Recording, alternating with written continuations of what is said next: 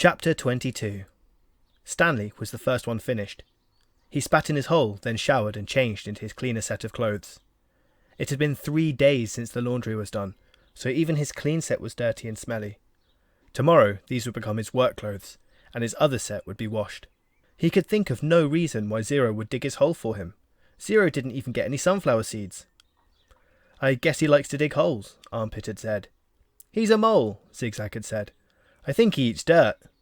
"Moles don't eat dirt," X-Ray had pointed out. "Worms eat dirt." "Hey, Zero," Squid had asked. "Are you a mole or a worm?" Zero had said nothing. Stanley never even thanked him, but now he sat on his cot and waited for Zero to return from the shower room. "Thanks," he said as Zero entered through the tent flap. Zero glanced at him, then went over to the crates where he deposited his dirty clothes and towel. "Why'd you help me?" Stanley asked. Zero turned around. "You didn't steal the sunflower seeds," he said. "So, neither did you," said Stanley. Zero stared at him. His eyes seemed to expand, and it was almost as if Zero was looking straight through him. "You didn't steal the sneakers," he said. Stanley said nothing. He watched Zero walk out of the tent. If anybody had X-ray vision, it was Zero. "Wait!" he called, then hurried out after him. Zero had stopped just outside the tent, and Stanley almost ran into him. "I'll try to teach you to read if you want," Stanley offered. "I don't know if I know how to teach, but I'm not that worn out today since you dug a lot of my hole." A big smile spread across Zero's face. They returned to the tent where they were less likely to be bothered. Stanley got his box of stationery and a pen out of his crate. They sat on the ground. "Do you know the alphabet?" Stanley asked. For a second he thought he saw a flash of defiance in Zero's eyes, but then it passed. I think I know some of it," Zero said. "A, B, C, D." "Keep going," said Stanley. Zero's eyes looked upward. "E, F," said Stanley. "G," said Zero. He blew some air out of the side of his mouth. "H, I, K, P, H, I, J, K, L," Stanley said. "That's right," said Zero. "I've heard it before, I just don't have it memorised exactly." "That's all right," said Stanley. "Here, I'll say the whole thing, just to kind of refresh your memory. Then you can try it." He recited the alphabet for Zero.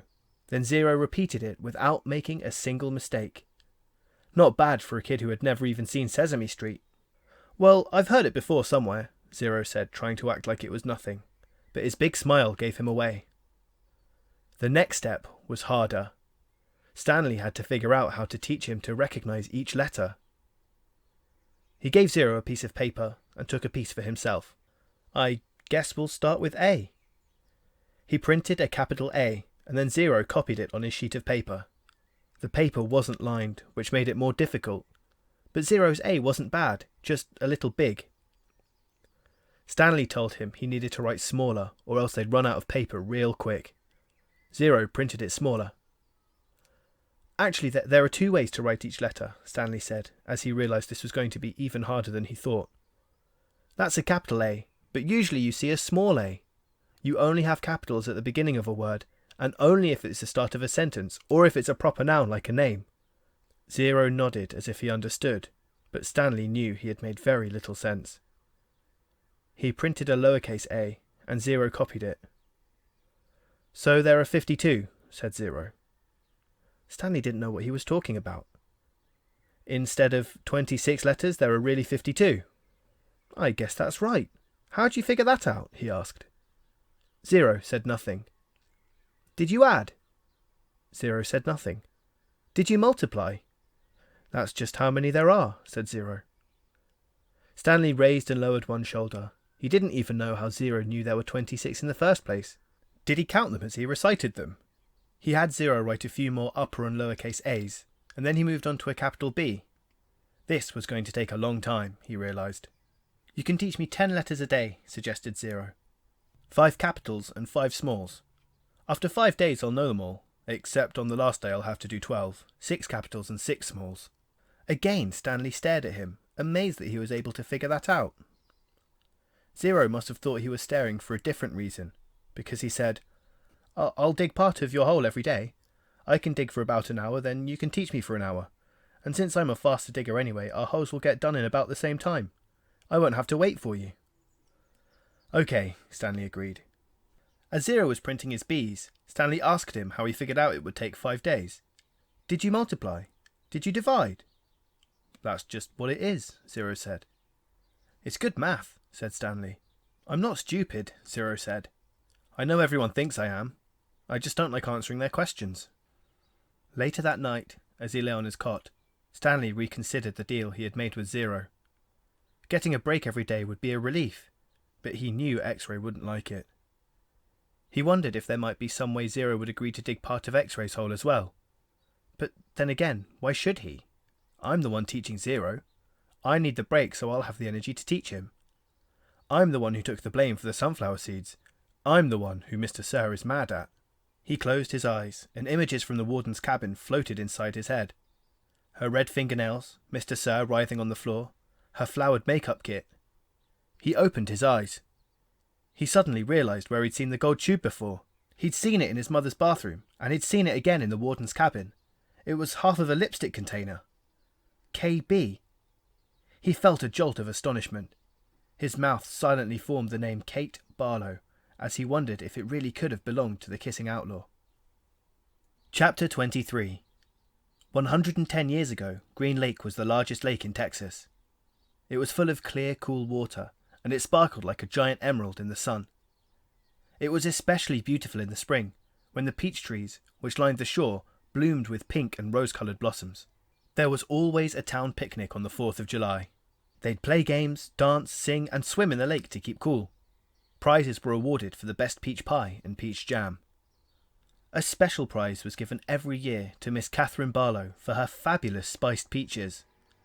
No one else even tried to make spiced peaches, because they knew none could ever be as delicious as hers.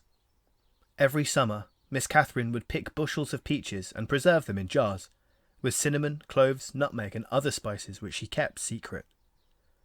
The jarred peaches would last all winter. They probably would have lasted a lot longer than that, but they were always eaten by the end of winter. It was said that Green Lake was heaven on earth, and that Miss Catherine's spiced peaches were food of the angels. Catherine Barlow was the town's only school teacher. She taught in an old one-room schoolhouse. It was old even then. The roof leaked. The windows wouldn't open. The door hung crooked on its bent hinges. She was a wonderful teacher, full of knowledge and full of life. The children loved her. She taught classes in the evening for adults, and many of the adults loved her as well. She was very pretty. Her classes were often full of young men who were a lot more interested in the teacher than they were in getting an education. One such man was Trout Walker. His real name was Charles Walker, but everyone called him Trout because his 2 feet smelled like a couple of dead fish. This wasn't entirely Trout's fault. He had an incurable foot fungus. In fact, it was the same foot fungus that 110 years later would afflict the famous ball player Clyde Livingston. But at least Clyde Livingston showered every day. I take a bath every Sunday morning, Trout would brag, whether I need to or not. Most everyone in the town of Green Lake expected Miss Catherine to marry Trout Walker. He was the son of the richest man in the country. His family owned most of the peach trees and all of the land on the east side of the lake. Trout often showed up at night school, but never paid attention. He talked in class and was disrespectful of the students around him. He was loud and stupid. A lot of men in town were not educated. That didn't bother Miss Catherine. She knew they'd spent most of their lives working on farms and ranches and hadn't had much schooling. That was why she was there, to teach them. But Trout didn't want to learn. He seemed to be practically proud of his stupidity. "How'd you like to take a ride on my new boat this Saturday?" he asked her one evening after class. "No, thank you," said Miss Catherine. "We've got a brand new boat," he said. "You don't even have to row it." "Yes, I know," said Miss Catherine. Everyone in town had seen and heard the Walkers' new boat. It made a horrible loud noise, and it spewed ugly black smoke over the beautiful lake. Trout had always gotten everything he ever wanted. He found it hard to believe that Miss Catherine had turned him down. He pointed a finger at her and said, "No one ever says no to Charles Walker." "I believe I just did," said Catherine Barlow.